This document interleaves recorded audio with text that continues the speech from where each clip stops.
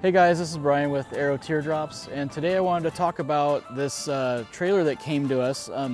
Problem that we were trying to solve for this customer is they converted this is an old horse trailer, and they converted it over to a cargo trailer. They wanted kind of a nice looking cargo trailer, and they just got to a point in the process where they got over their head, where they just couldn't finish the job. So they approached us to see what we could do, and we took the opportunity to finish it up for them, make the thing more roadworthy, get it sealed from the weather. And a lot of these products you'll see on here come from our DIY parts store, and those are items you can buy straight off of our website at teardroptrailers.net. So feel free to go and peruse that website and check out all of our different moldings and trailer parts that we offer on there.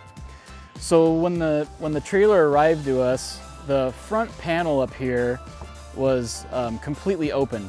In previous years, this trailer had a front opening door on it, and we explored options to reuse that door to make it open in the front, but just kind of came down to the cost of the job was going to be more than it was worth it. So what we did was we built out the wall, and we added this diamond plate panel here.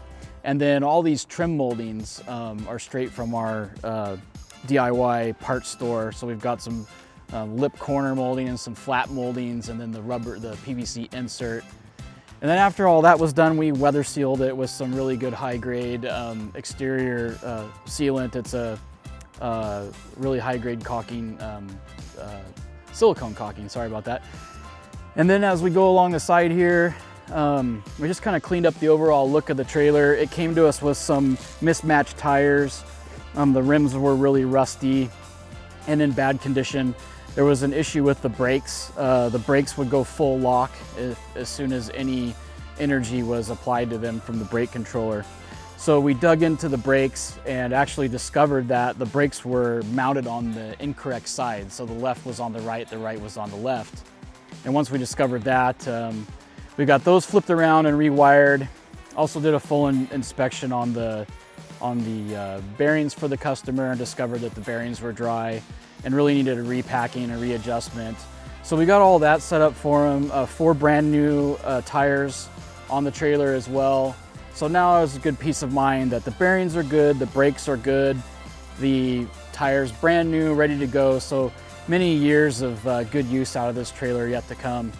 The other challenge that the customer was faced with was putting fenders on the trailer. So we explored different options and found these. They're called a teardrop style fender, and added these on for the customer as well. They look really sharp with the diamond plate sidewall and with the front panel. So overall look of the trailer has improved quite a bit, and we're pretty happy with how it turned out.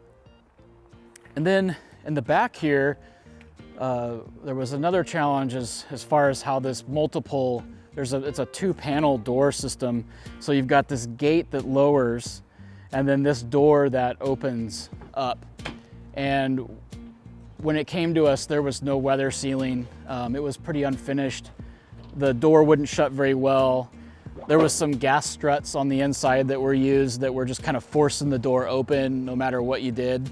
So we removed all that and just kind of looked at the system overall and figured out a good way to use this 2-panel door and make it work and be functional.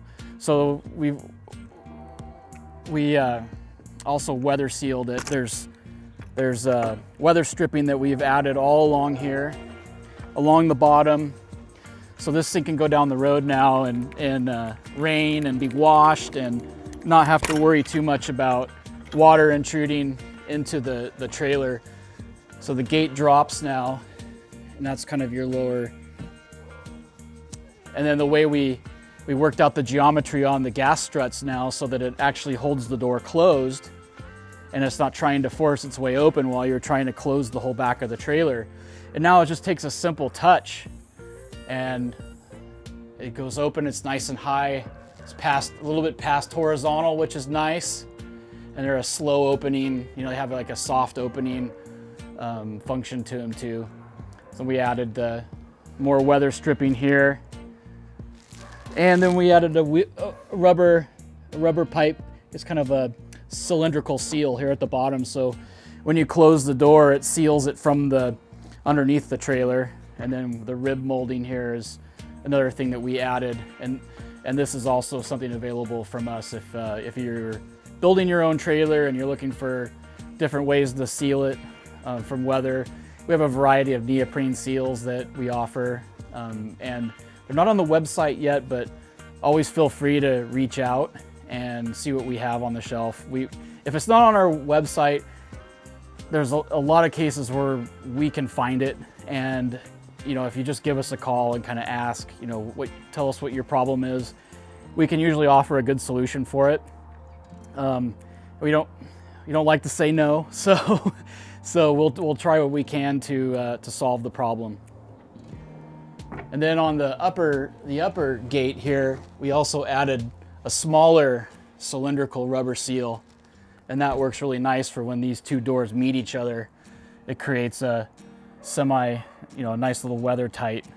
You're not going to be able to shoot a pressure washer at it, but it's rain tight and it goes down the road really nice and doesn't get wet. All in all, the project was probably a couple days worth of work, and customer had a budget of just around $2,000, and we were able to get inside that budget and make it work. And they're happy now, and they have a trailer that's going to be brought back to them now, and they can use it right away, and they're not going to have to put any more work into it.